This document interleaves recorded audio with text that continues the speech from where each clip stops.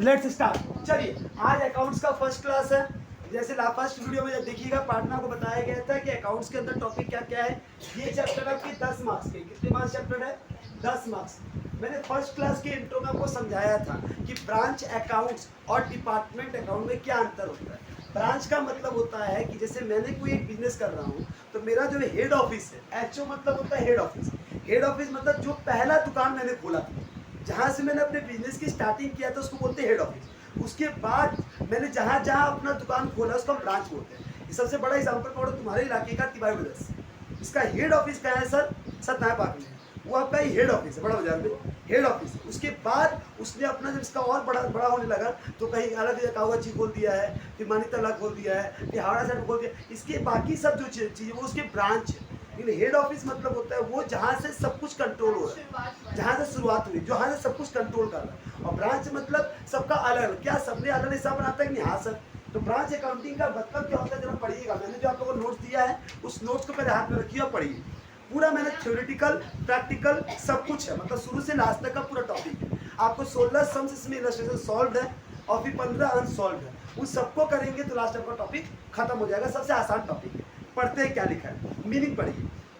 A branch is a part of organization. What is branch? A branch is a part of organization which is carrying out business activity on behalf of its parent body.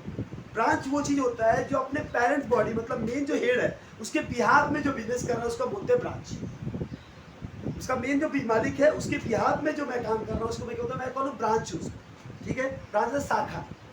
अच्छा, head office usually a branch is located away from the head office. Branch हमेशा, मैंने क्या बताया था, एक ही building में अगर बहुत सारा उसको डिपार्टमेंट बोलते हैं और एक ही बिजनेस बहुत अलग अलग जगह पे उसको ब्रांच बोलते हैं। जैसे स्वीट्स की बात करूंगा, अगर यही प्रोडक्ट सेम प्रोडक्ट अलग अलग प्लेस में है तो वो ब्रांच है, और डिफरेंट प्रोडक्ट अगर एक ही प्लेस में है तो वो डिपार्टमेंट है। सबसे माइनर और मेन डिफरेंस क्या है बेटा? सेम प्रोडक्ट डिफरेंट प्लेस में तो branch, different product in same branch is called department. जैसे एक मॉल देख लो, जींस का डिपार्टमेंट, हाँ सूट का डिपार्टमेंट, कपड़े का डिपार्टमेंट, हाँ फिर क्या नाम है तुम्हारा, ग्रोसरीज का डिपार्टमेंट, सबका अलग अलग। तो डिपार्टमेंट वर्ड से खुद मुंह से क्या निकल रहा है? डिपार्टमेंट। और तुम मॉल जाते हो इसका डिपार्टमेंट कहाँ है? डिपार्टमेंट का मतलब होता है एक ही जगह एक ही प्लेस में डिफरेंट प्रोडक्ट आपको मिल रहा है तो वो क्या है? डिपार्टमेंट। और क्या नाम है, ब्रांच का मतलब होता है कि एक ही प्रोडक्ट डिफरेंट प्लेस में जो मिलता है उसको बोलते हैं ब्रांच। कोई दिक्कत? अब सीधा आ जाता हूँ मेरा, अब बोले यहाँ पर मेन क्या बड़ा? एक हेड ऑफिस है। क्या है? Head office. एग्जांपल नीचे पढ़िए, लिखा the state bank of India is having over 10,000 branches at various location including the foreign country में भी। एसबीआई का नाम सुना? State bank of India, more than 10,000 branches है उसकी, और आउटसाइड द इंडिया भी है, इंडिया के बाहर में भी एसबीआई का ब्रांच है। Similarly retail chain like Pantaloon, Croma, ये टाटा, बाटा, स्टॉप, ये सब कोई भी पढ़िएगा, ये सब क्या है बेटा? इसका बहुत सारे ब्रांचेस आपको मिलते हैं। Are involve mainly in marketing of finished goods. ये कौन सा प्रोडक्ट बेचता है बेटा? जो गुड्स फिनिश्ड हो जाए, कंप्लीट हो जाए, उसको बेचता है। Section 2009 of the Companies Act 1956 define a branch office is relation to a company means any establishment described as a branch by the company। ये theoretical concept है, रीड कर लीजिएगा, समझ आ जाएगा। पीछे में आइएगा, नेक्स्ट टॉपिक पेज में आपको मिलेगा ब्रांच का टाइप्स। तो ब्रांच दो टाइप का होता है, डोमेस्टिक, उसको होम ब्रांच, और इनलैंड ब्रांच बोलते हैं फॉरेन ब्रांच, ये आउटसाइड इंडिया। सिंपल ब्रांच दो टाइप का होता है। अगर इंडिया के अंदर मेरा जो ब्रांच है उसको हम लोग क्या बोलते हैं? इनलैंड ब्रांच या होम ब्रांच। और इंडिया से बाहर जो ब्रांच है उसको क्या बोलते हैं? Foreign branch. अब आते हैं सर डोमेस्टिक ब्रांच से दो होता है sir, department branch, head of दो, डिपेंडेंट, एक होता है इंडिपेंडेंट। क्या बोलोगी? हम लोग सिलेबस में क्या है बेटा? डिपेंडेंट है। एज अ बीकॉम के सिलेबस में डिपेंडेंट है, और आगे सीएस सीएस के पूरा है। तो जस्ट हमको क्या पढ़ना है बेटा? हमको पढ़ना है डिपेंडेंट ब्रांच के बारे में, जो मेरे सिलेबस के टॉपिक है। मैंने क्या बोला? ब्रांच कितना टाइप होता है? दो टाइप का, एक होता है होम ब्रांच, एक होता है फॉरेन ब्रांच। सब बोल रहे थे ट्रेड दो टाइप होता है, internal trade, external trade. Same ऐसे ब्रांच दो टाइप होते हैं। होम ब्रांच का मतलब ऐसा ब्रांच जो इंडिया के अंदर है, इंडिया के अंदर डिफरेंट प्लेस में अगर आपका बिजनेस है उसको हम बोलेंगे क्या हुआ है? Home branch. और अगर इंडिया से बाहर आपका ब्रांच है उसको बोलेंगे सब फॉरेन ब्रांच। ठीक है, इंडियन ब्रांच का अकाउंटिंग करने का नियम क्या होता है? इंडियन ब्रांच का अकाउंटिंग करने का नियम होता है दो, एक होता है डिपेंडेंट, एक होता है इंडिपेंडेंट। अगर मैं बात करूंगा सर डिपेंडेंट का, क्योंकि मेरे सिलेबस में क्या है बेटा? डिपेंडेंट है। डिपेंडेंट हेड, इसका मतलब क्या होता है डिपेंडेंट ब्रांच का मतलब? Head office maintain complete accounting record, branch provided information to head office. मतलब हेड ऑफिस पूरा अकाउंटिंग को मेंटेन करेगा। हेड ऑफिस के बुक में ब्रांच जो जो हिसाब कर रहा है वो अपना डेटा हमको देगा, उसके हिसाब से हेड ऑफिस सब ब्रांच अपना रिकॉर्ड बनाएगा। उन सारे ब्रांच के अकाउंटिंग को लेकर हेड ऑफिस अपना खर्चा और अपने सारे ब्रांच का खर्चा लिखकर एक कंप्लीट रिपोर्ट बनाएगा, उसको हम लोग क्या बोलते हैं सर? Dependent branch. मैं सारे जो ब्रांच है वो डिपेंडेंट है किसके ऊपर? Head office. वो अपना रिपोर्ट सबमिट करके मुझे देंगे, मैं फाइनल रिपोर्ट बनाऊंगा पूरे के पूरे। जैसे मान लो तो बैंक ही पकड़ लो, कैनरा बैंक है, हर बैंक का जो ब्रांच है वो अपना अपना उसका जो मैनेजर है वो बैठ के हिसाब कर लेता है और हिसाब कंप्लीट करके लास्ट में क्या महीने के अंत में अपने हेड ऑफिस को भेजता है। हेड ऑफिस सारे ब्रांच से अपना हिसाब कलेक्ट करता है, उन सारे को एक्यूमुलेट करके जो बनाता है, हाँ, वो फाइनल होता है। वो कौन बनाता है? Head office. सारे ब्रांच किसको रिपोर्ट करते हैं? क्या? हेड ऑफिस को। तो मैं जो कंट्रोलर उसको तो पढ़े थे बीएसटी में आप, एक सेंट्रलाइज और डिसेंट्रलाइज। सेंट्रलाइज का मतलब होता है काम सबको बांट दिया गया, लेकिन कंट्रोल कौन करेगा? एक टॉप में, प्रिंसिपल मैनेजमेंट टॉप मैं करूंगा, तो उसको सेंट्रलाइज। और डिसेंट्रलाइज मतलब काम को बांट देना और पावर को बांट देना। तुम अपना काम तुम समझ लो, तुम्हें डिसीजन लेना, मैंने डिसीजन उसको दे दिया, तो वो होता है डिसेंट्रलाइज। हाँ, वो होता है इंडिपेंडेंट ब्रांच। क्या होता है? इंडिपेंडेंट। मैंने उसको बोल दिया तुम अपना रिपोर्ट बनाओ, तुम अपना अकाउंट बनाओ, तुम अपना सबमिट करो, तुम अपना खुद करो, तुमको मैं आजाद कर दूँ। और डिपेंडेंट का मतलब तुम मेरे कंट्रोल, मेरे बिना ऑर्डर के, बिना मेरे खर्चे के, बिना मेरे हिसाब का तुम कुछ काम नहीं कर सकते। यहाँ पे सारे बैंक किसके कंट्रोल में बेटा? आरबीआई के। सारे जो ब्रांच होते हैं वो अपने अपने हेड ऑफिस से बात करते हैं, और सारे हेड ऑफिस जो होते हैं सारे बैंक के वो किससे बात करते हैं? आरबीआई से। और आरबीआई ही है सर सबका कंट्रोल, इसको बोलते हैं father of the all bank, controller of the all bank. Clear है? सेम उसी जगह बात। क्या ब्रांच का मतलब समझ में आ गया? समझ करना इंपॉर्टेंट नहीं, समझ में आया कि ब्रांच क्या होता है। क्लियर है? और ब्रांच में दो तरीके का हमको करना है सिस्टम, एक होता है डेटा सिस्टम और स्टॉक एंड डेटा मेथड। दो मेथड है अकाउंटिंग का, और आपस में दो ही मेथड क्या है? एक डेटा मेथड और एक दूसरा क्या है? Stock and data method. क्या मेथड बना? एक है डेटा मेथड और दूसरा है स्टॉक एंड डेटा मेथड। चालू करें? यहाँ तक क्लियर हो गया है? अब आते हैं सर एक एक करके जिसको डिटेल पढ़ने के लिए। देखिएगा डेटा मेथड का कितना मिनट बताया हम लोग आपको? एक है डेटा मेथड। डेटा मेथड का भी दो नियम है, एक है कॉस्ट प्राइस के हिसाब से और एक है इनवॉइस प्राइस के हिसाब से। इसके हिसाब से और है debtor and stock method. Sir ये दोनों मतलब क्या है? ये दो सम है, इसका भी सर कॉस्ट के हिसाब से और इनवॉइस के हिसाब से। एग्जाम में आएगा दोनों का इनवॉइस ही, पढ़ना पूरा डिटेल में सब कुछ है। मैं जस्ट बता रहा हूँ आज का टॉपिक पूरे के पूरे वीडियो का जो टॉपिक बनेगा वो बनेगा पर डेटा मेथड। ये आप stock and data method data बनाया जाएगा, ठीक है? इसका पूरा जनरल एंट्री कराया जाएगा, पूरा इसका लेजर का फॉर्मेट कराया जाएगा और एग्जाम में लेजर आएगा। लेकिन जनरल एंट्री के साथ अगर सीखेंगे तो पूरा अच्छे से क्लियर कॉन्सेप्ट, ठीक है? जनरल के फॉर्म में ये डेटा मेथड और stock and data method. Sir ये बोल रहा है कि अब एक ही अकाउंट खोलेगा, हम एक ही अकाउंट खोलेगा, मुझे लास्ट में हिसाब बता दो कितना मुझे मिला कितना नहीं। इसको बोलते हैं डेटा मेथड। स्टॉक एंड बोलता है सबका अलग अलग अकाउंट खुलेगा, यहाँ बहुत सारे लेजर खुलेगा, उन सब हिसाब को बनाने पड़ेगा। एग्जाम में चांसेस अगर बोलोगे आने का तो ये ज़्यादा है, लेकिन इसको भी ना सीखे यहाँ आ नहीं सकते, तो लाइन से बढ़ेंगे हम। और कॉस्ट पहले सीखेंगे फिर इसमें आएंगे, सीखेंगे सब कुछ, क्योंकि पढ़ना सब कुछ है। क्या आ जाएगा कोई माँ बाप नहीं है, सब कुछ सीखेंगे। लेकिन अब चालू करते हैं अपना डेटा मेथड के सम्स की तरफ से। पहले जनरल का फॉर्मेट सारा लिखवाऊंगा, फिर लिखा ना कुछ नहीं है आप लोगों को, सारे मैथ में लिखे हुए हैं, जस्ट उसको रीड करना है, आपको समझना है। मैं खाली बोर्ड में कराऊंगा, उसको देखना है, ठीक है? चालू करते देखिएगा। इसमें अगर तुमसे बोला कौन सा मेथड बोला? Data method. फटाफट लिखो बेटा एक बार। डेटा मेथड में सबसे पहले लिखा जाएगा opening balance. Opening balance exam में जनरल एंट्री नहीं आएगा, लेजर आएगा, लेकिन जनरल स्टेप अगर आपको पता होगा तो आप कर पाएंगे। तो स्टेप में बता रहा हूँ। सबसे पहले क्वेश्चन में से आपको ओपनिंग बैलेंस दिया रहेगा, ओपनिंग बैलेंस को आपको उतारना है। क्या क्या चीज का ओपनिंग बैलेंस रहेगा बेटा?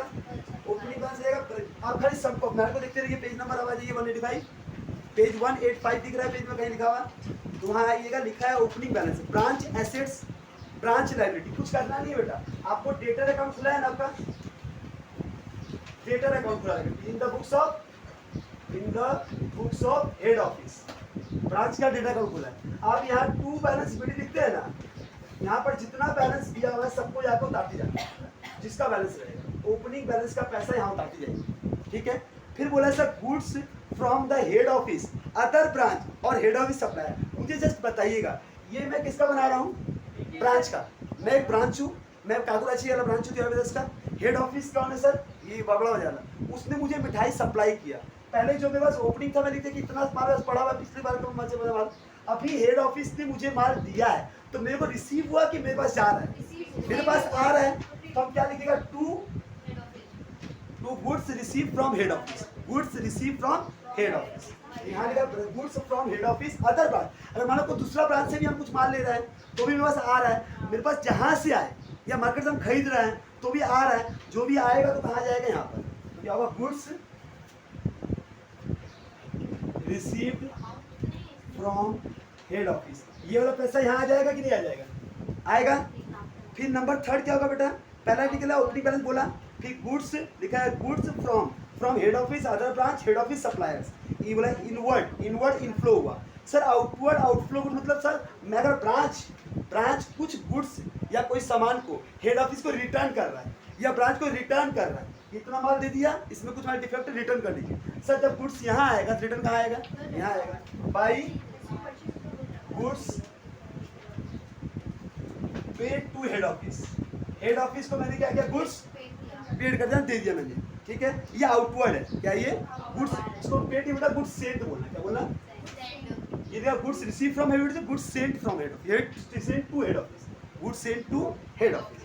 कि सर अगर मान लो कैश बैंक कुछ अगर मिल रहा है, अगर मैं ध्यान से सुना मेरी बात को, अगर मैं कोई खर्चा कर रहा हूँ और उस खर्चा का पेमेंट हेड ऑफिस हमको दे रहा है, अगर मैं कोई खर्चा कर रहा हूँ मतलब होता है ब्रांच एक्सपेंसेस, क्या बोलूँगा, टू ब्रांच, अगर ब्रांच एक्सपेंसेस हो रहा है उसको पेड कौन कर रहा है, head office, head office branch के खर्चे का पैसा दे रहा है तो कहाँ आएगा सर, ब्रांच खर्चा कर रहा है वो नहीं, ब्रांच के खर्चे के लिए हेड ऑफिस पैसा दे रहा है तो उसके पास आ रहा है ना, कोई भी खर्चा अगर ब्रांच पे हेड ऑफिस पे करेगा ब्रांच को तो कहाँ आएगा, यहाँ आएगा, कोई दिक्कत।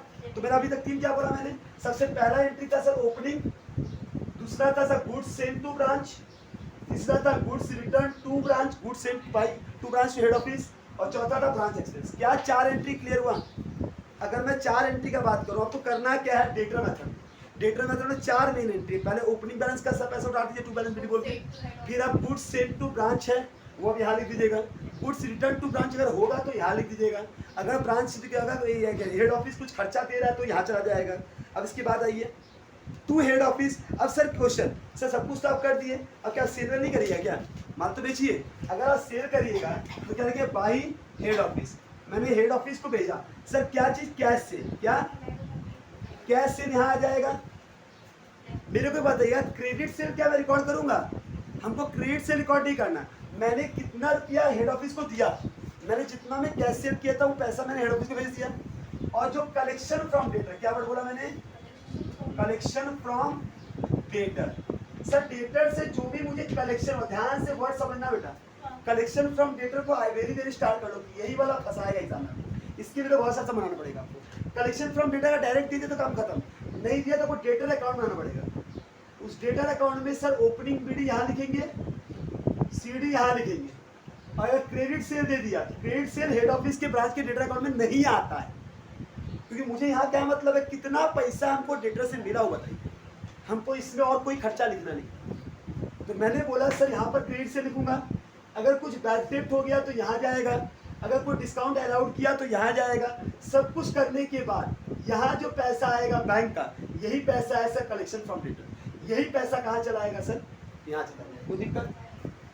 चीजें थोड़ा सा कॉम्प्लिकेटेड है, मैं क्लियर करूँगा आपको समझाता हूँ। मैंने क्या वर्ड बोला, यहाँ क्या क्या लेना है वो आइटम को देखिए, आप जस्ट ये पेज नंबर मोड़ लीजिएगा फटाक से, तो आपको बना बनाया फॉर्मेट मिल जाएगा। पेज नंबर 187 मिला, पेज नंबर 187, बहुत ही प्यारा सा अकाउंट बना दिया, वो भी देखो परफेक्ट 1 2 3 लिख के दिया। टू बैलेंस बीडी में क्या लिखा है बेटा, stock, debtor, cash and bank, prepaid expense, fixed asset, सब कुछ दे दिया जो बैलेंस में था। फिर क्या लिखा सर, बाई बैलेंस में क्रेडिटर अगर कुछ लाइबिलिटी भी अगर होगा तो इधर में जाएगा बैलेंस का, एक्सपेंसेस और पेबल। फिर ऐसा goods sent to branch, goods sent to branch मतलब हेड ऑफिस जो ब्रांच को दिया है ये वाला माल, इसलिए सर फ्रॉम हेड ऑफिस से आया, फ्रॉम अदर ब्रांच से आया, हेड ऑफिस सप्लायर से आया, कहीं से भी आएगा पैसा यहाँ आएगा। सर बाई गुड्स इन ट्रांजिस्ट, अगर मान लो कोई सामान है जब ट्रांजिस्ट में वो भेजा नहीं, वो मिला नहीं, तो कहाँ चल जाएगा, तो यहाँ चल जाएगा। फिर होगा sir next to cash remittance by head office, मतलब कोई भी कैश का मतलब ब्रांच एक्सपेंसेस का पैसा हेड ऑफिस हमको दिया है। फिर टू बैलेंस सीडी, यहाँ बैलेंस सीडी आ जाए, काम खत्म हो जाए, बैलेंस निकल जाए, कोई दिक्कत है।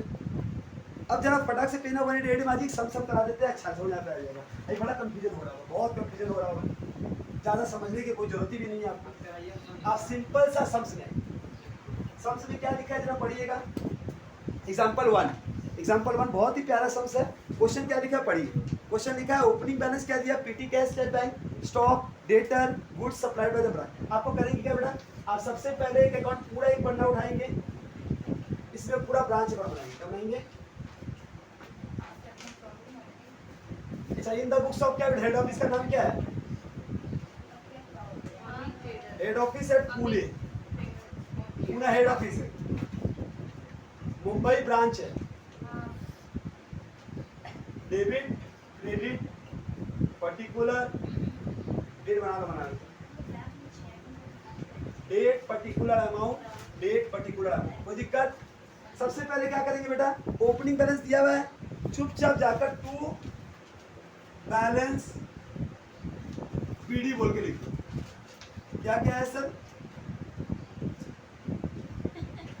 PT cash at bank 1250, stock at bank, stock at branch कितना है 77,000, debtors at branch 41,250, goods supplied to branch 3,78,000। क्या कोई दिक्कत? यहाँ तक क्लियर है? ओपनिंग का लिखा, अच्छा यहाँ लिखा था नहीं, इसको to goods send to branch ले दो, कोई दिक्कत नहीं, इसको इसके अंदर बना लो, to goods send to branch. Head office ने ब्रांच को 2,38,78,000 जगह माल सप्लाई किया। यहाँ तक कोई दिक्कत? मेरा पहले से इतना कुछ था, ये था amount remitted to the branch. अब देखो amount remitted to the branch मतलब हेड ऑफिस ब्रांच को खर्चा दिया है। क्या क्या दिया है? फॉर पीटी एक्सपेंसेस का 7,500, फॉर सैलरी का तो यहाँ क्या है टू कैश और बैंक। क्या क्या चीज का खर्चा दिया बेटा?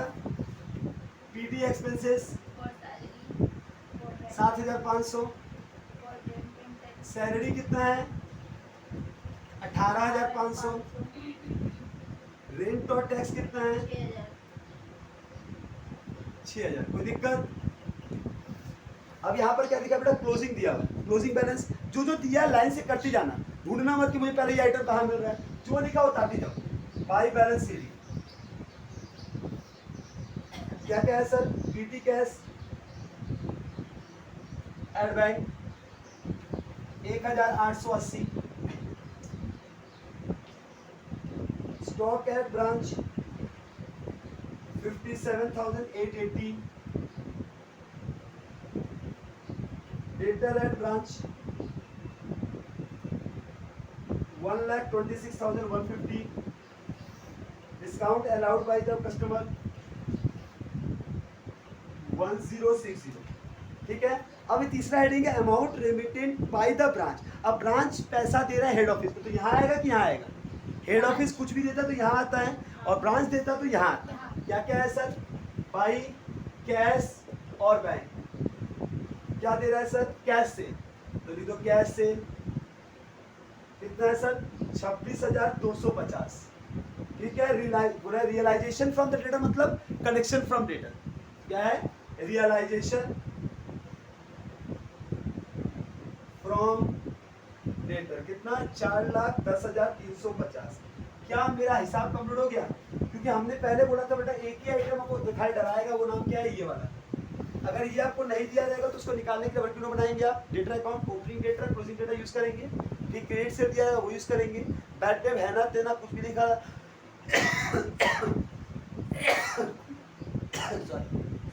कुछ भी दिया रहेगा उसको हिसाब करके आपको ये निकालना।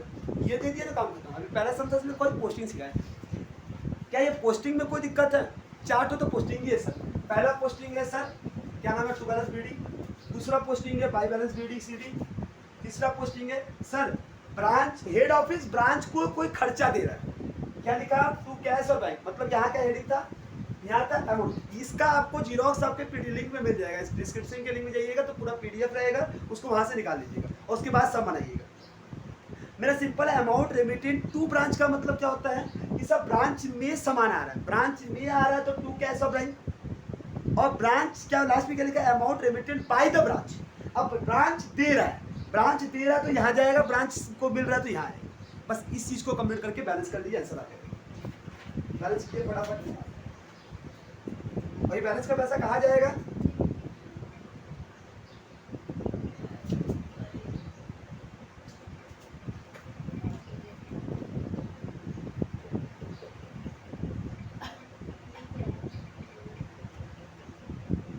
ये आपका जन्म, कोई दिक्कत, फटाफट इसको कॉपी कर लीजिए, सबको जोड़ के ये आया होगा, इसमें से इसको ये उतार देंगे, सबको लेस करेंगे, ये पैसा आ जाएगा। चेक कर लीजिए एक बार।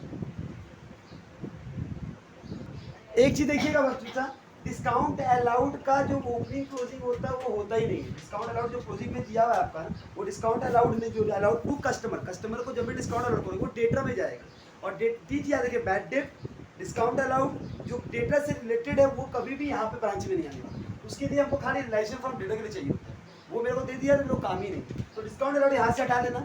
एक लास्ट एंट्री छूट गया था, mister Saha to whom the goods were sold by the branch directly remitted to Amit to the head office, 9,000 रुपये, बस ये यहाँ लिख देना। ये क्या शब्द आ रहा है कि जा रहा है, mister Saha to whom the goods were sold by the branch direct, एक बंदा है मेरा कस्टमर, डायरेक्टली मेरा कस्टमर किसको दे दिया माल, मेरा हेड ऑफिस, मतलब मैंने उसको माल बेचा, उसको मुझे पैसा ना दे के मेरे हेड ऑफिस डाल दे, मेरे को दे चाहे उसको दे, बात तो एक ही है।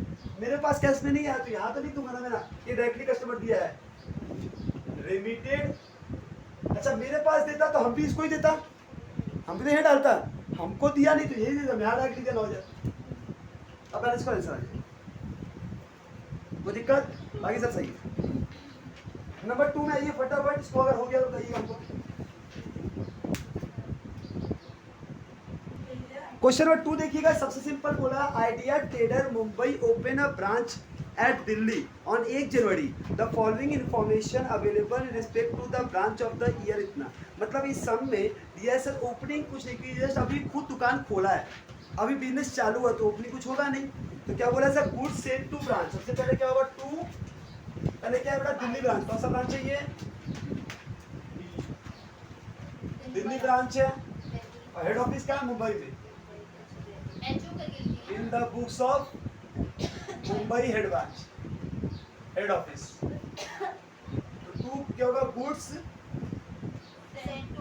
सेंट टू ब्रांच, कितने का होगा बेटा 85,000, ठीक है। Cash sale to the branch कहाँ जाएगा बेटा, कैश सेल आएगा इस साइड, क्या होगा बाई कैश और बैंक बोलकर, बाई कैश अकाउंट बोलकर स्लैश जाएगा कैश सेल्स, कितने का कैश सेल है 45,000।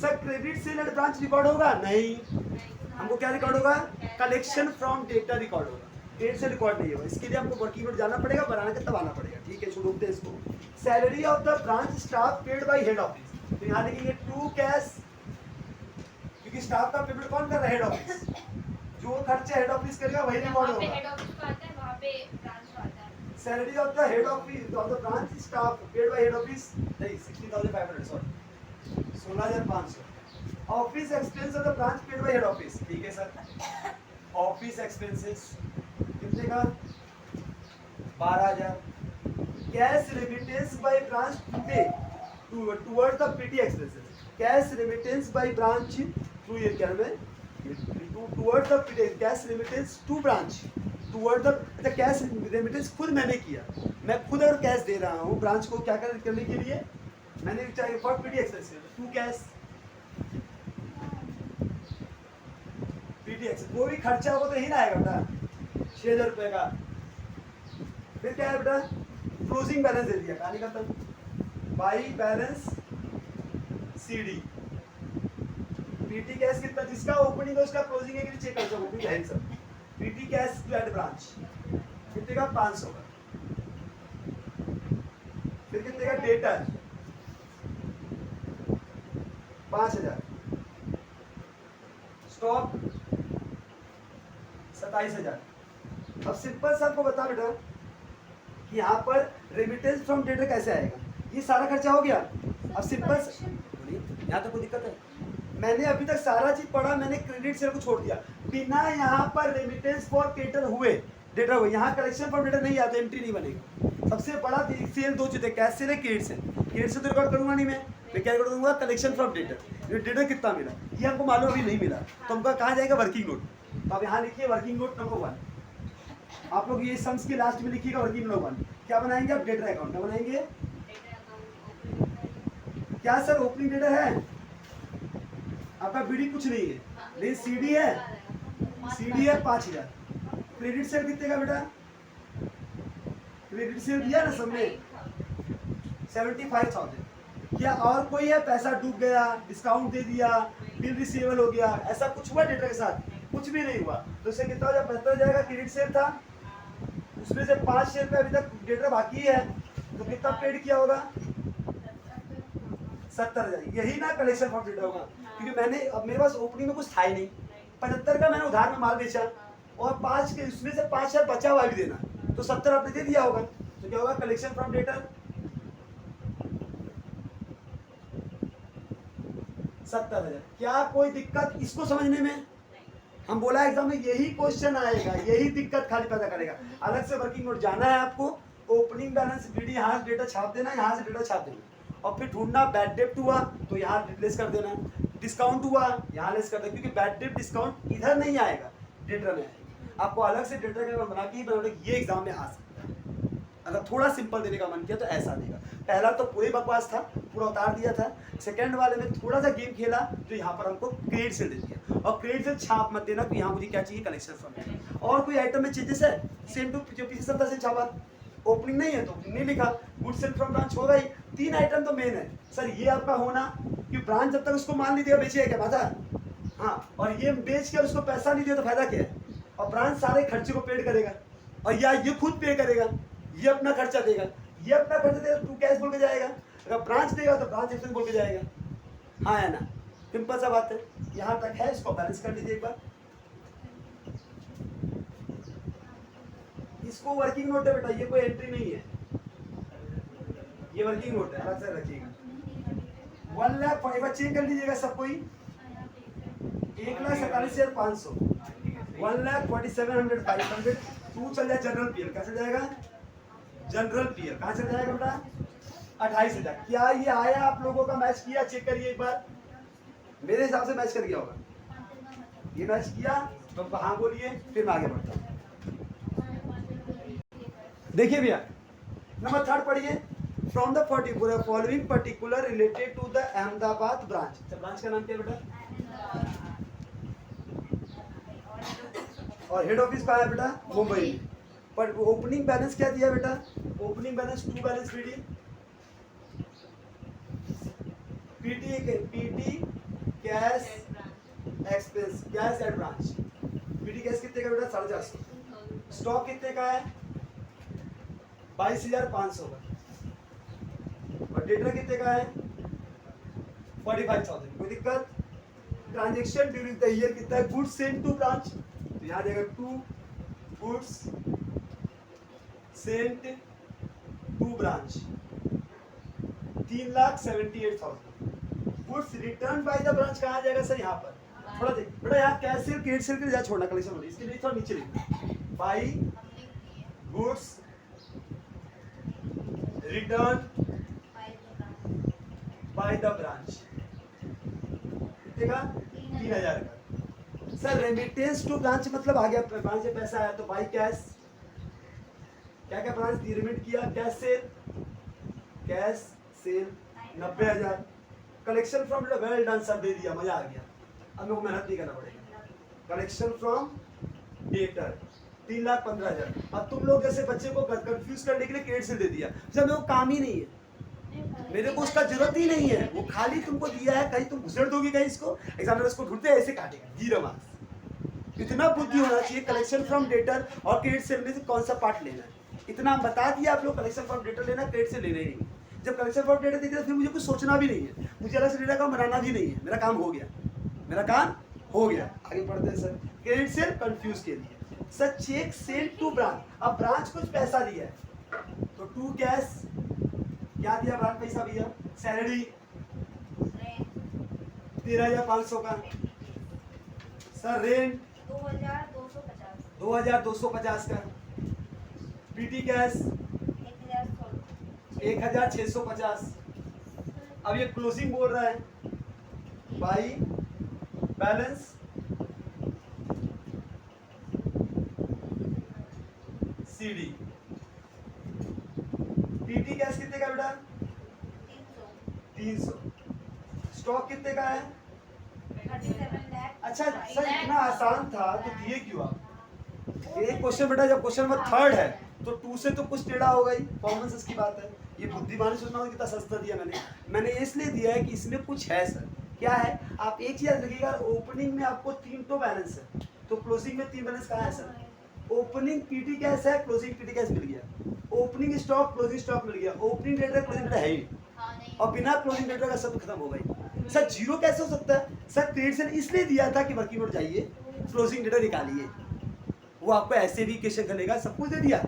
जो काम का नहीं वो भी दे दिया, लेकिन वो काम का है। वर्किंग नोट जाकर जहां पर आप सीडी करते थे वहां बैठा के निकालना पड़ेगा। तो यहाँ चल जाएगा सर डेटर, और यहाँ लिखोगे वर्किंग नोट नंबर 1। यहाँ जाएंगे वर्किंग नोट में डेटर का अकाउंट। बीडी कितने का है सर? 22,500। ये क्रेडिट सेल कितने का है? सॉरी 45,000। 3,42,000। कलेक्शन कितने का था बेटा?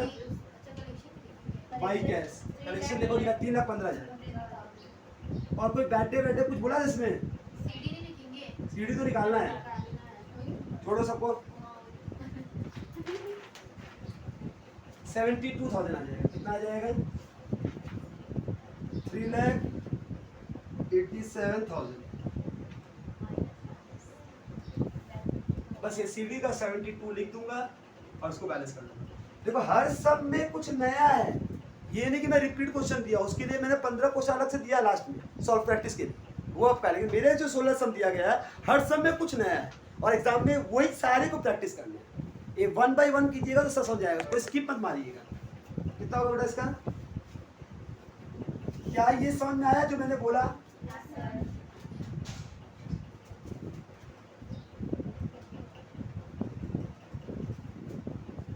$54,450।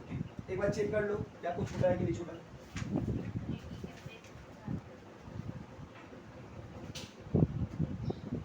हम देख लेंगे, हम घर में देखिएगा बाबू।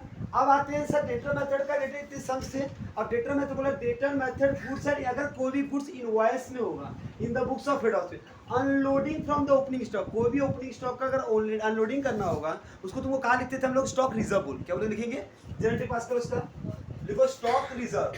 Stock reserve account debit to branch account.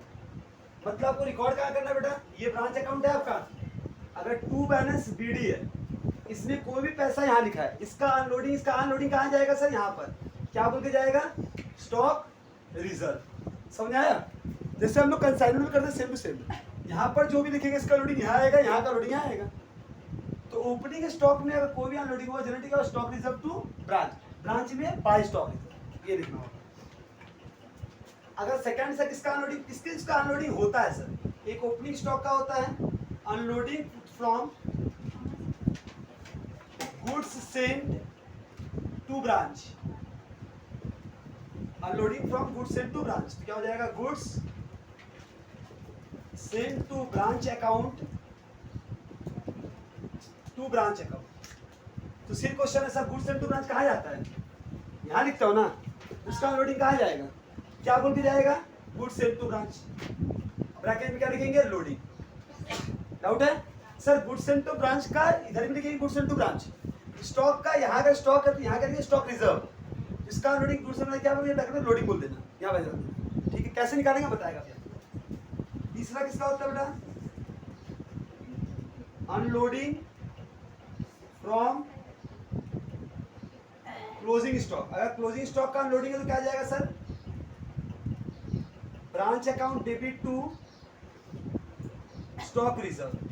Sir closing stock कहाँ जाता है? यहाँ लिखा जाता है ना क्लोजिंग स्टॉक, तो इसका अनलोडिंग कहाँ आएगा? स्टॉक रिजर्व बोल के, क्या बोलकर? स्टॉक रिजर्व बोल के यहाँ आएगा। कोई दिक्कत? ये समझ हम लोग आ ही गया, सिंपल कुछ नहीं है इसमें, वो दिक्कत नहीं। अब आइए पेज नंबर 192 में फटाफट।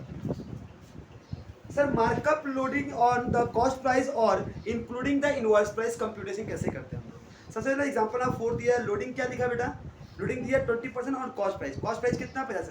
ध्यान से सुनना बेटा, ये क्लास आपको बीकॉम फर्स्ट सेमेस्टर से बताते हैं हमारा आपको कि सिंपल करना क्या। एक छोटा सा लॉजिक है, मैथ का ही पढ़ाई है, simple interest comfort. Sir math कमजोर उसके समझ लो बेटा। कॉस्ट है, जब भी आप कॉस्ट से सेल की तरफ जाएंगे, सेल्स का मतलब होता है इनवॉइस, कॉस्ट से सेल की तरफ जाएंगे, क्योंकि सर अगर बोला जाएगा 20% ऑन कॉस्ट, ये क्या है सर, गिवन है, ये क्या है गिवन है। तो गिवन, अगर गिवन इसको बोलते हैं, अगर दिया हुआ ये है और आपको क्या बोल रहा है, फाइंड करने बोल रहा है, ये कॉस्ट दिया और आपको दिया हुआ क्या है sir, sales 5 lakh. Sir cost के ऊपर बोला नहीं, कॉस्ट तो पता ही नहीं आपको। अगर मान लो हम एग्जांपल कर रहे हैं, मान लो 20% कॉस्ट बोला है और आपको कॉस्ट दिया ही नहीं है और आपको सेल दिया है, तो कॉस्ट से आपको सेल में आना पड़ेगा। तो कॉस्ट से सेल में आने का नियम होता है R divide by 100 plus R। कोई दिक्कत। अगर मान लो ये उल्टा कर दूं, यहाँ लिख दूं सेल और यहाँ लिख दूं कॉस्ट, मेरे को सेल दिया हुआ है और कॉस्ट आने बोल रहा है, सेल से कॉस्ट आना है, तो क्या लिखवाया था, R divide by 100 minus R। Sale से कॉस्ट आ रहे हैं तो R divide 100 minus R, cost से सेल जा रहा है तो R डिवाइड, ये याद रहेगा। क्लियर है सबको। सेल से कॉस्ट, मतलब सेल दिया हुआ है, कॉस्ट आपको गिवन है, गिवन कॉस्ट है, सेल आपको मारने बोल रहा है, तो सेल से कॉस्ट आ रहा है तो माइनस 100 पर डिवाइड माइनस करेंगे, मतलब क्या हो जाएगा इसका हिसाब से 20 डिवाइड बाई 120, यहाँ 20 डिवाइड बाई 80। कोई दिक्कत। 20 100 प्लस 20 120, 20 100 माइनस 20 80। कोई दिक्कत। जरा मेरे सम को पढ़िएगा, सम में क्या लिखा है बेटा, एग्जांपल, इसलिए पहले जो 2-3 बार एग्जांपल मैंने दिया है कि आपको ये मार्कअप अवेलेबल वाला चीज झमेला ना फंसे, इसलिए कुछ भी सॉल्व करवाया। क्या लिखा है पढ़िए एग्जांपल ऑफ 4 में। सर 20% ऑन कॉस्ट दिया है, हाँ कॉस्ट प्राइस दिया 50,000, कॉस्ट प्राइस कितना है सर 50,000, और क्या बोल रहा है सर, लोडिंग कितना बोल रहा है, लोडिंग को ये मार्कअप बोलते हैं, मार्कअप मतलब एक्स्ट्रा प्राइस चार्ज करना।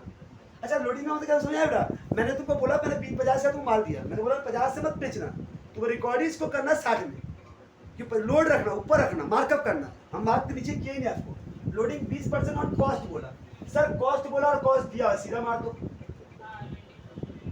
ऑन कॉस्ट दिया और मार दो, तो 20-25 जो कुछ करना मार, सिंपल कितना हो जाएगा 10,000। तो सेलिंग प्राइस कितना हो जाएगा, सेलिंग प्राइस होता है इशू प्राइस, इशू प्राइस क्या हो जाएगा, कॉस्ट प्लस लोडिंग कितना हो जाएगा 60,000। कोई दिक्कत। सिंपल है सर, ऑन कॉस्ट बोला था और ऑन कॉस्ट दिया हुआ था, जो बोला वो दे बात ही खत्म, बचपन से सॉल्व कर निकल जाएंगे हम, इसके वजह से मार देंगे और उसको जोड़ देंगे, कहानी खत्म। नंबर 2, 20% ऑन इनवॉइस, आईपी बोला है, 20% इनवॉइस बोला है और आपका आईपी दिया हुआ है, क्या दिया हुआ है, आईपी 60 दिया हुआ है। सर देखिए और पूछ जो दिया वो बोल दिया, तो लोडिंग क्या हो जाएगा 60,000 का 20%, 12,000, क्या हो जाएगा 12,000। तो क्या करना है आपको, आईपी में से 12 हटा देना है, तो 48,000 का क्या हो जाएगा, कॉस्ट हो जाएगा। क्या कोई दिक्कत। 4 नंबर एग्जांपल, जो बोला है सो दिया है, ऑन सेल बोला है सेल दिया है, ऑन कॉस्ट बोला है कॉस्ट दिया, डायरेक्ट मार्केट निकल जाएंगे। क्या इसमें कोई दिक्कत, ये दोनों समझ आया आप लोग को। इसके आगे बढ़ते हैं, देखिएगा 5 नंबर क्वेश्चन है,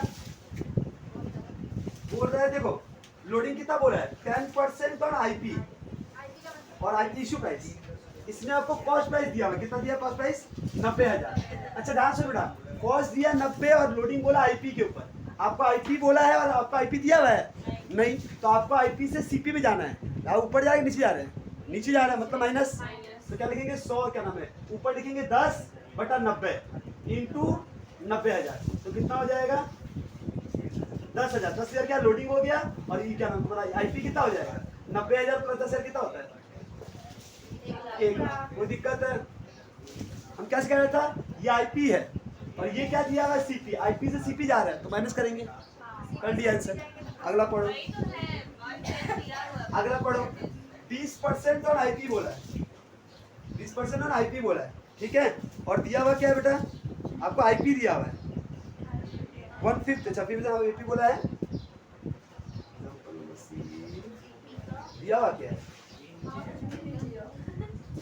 कॉस्ट भी नहीं दिया हुआ है, वो भी नहीं सीपी 90,000 के ऊपर ही पूरा सम बोला है। एक ही क्वेश्चन रिपीट कर रहा है वो, तो ये सारा कर पाएंगे आगे आप। और नीचे वाला अच्छा एक क्वेश्चन एक ही है बेटा, 6 नंबर वाले में आईपी दिया हुआ, सबका तुमसे लोडिंग और पूछा, बन जाएगा 5 वाला, बाकी सब ऐसे ही करना बेटा। आईपीएस सीपी के 90,000 ही है, तो बताओ क्या करोगी, 90,000 इंटू 20/120, नहीं 80 सॉल्व कर देंगे।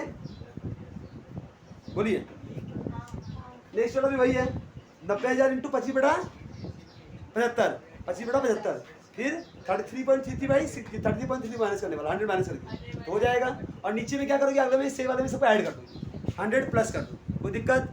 ट्राई कीजिएगा 6 तक। नेक्स्ट क्लास आपको लोडिंग वाला रिलेटेड सम्स कराएंगे। थैंक यू, प्रैक्टिस कर रखिए, बाय।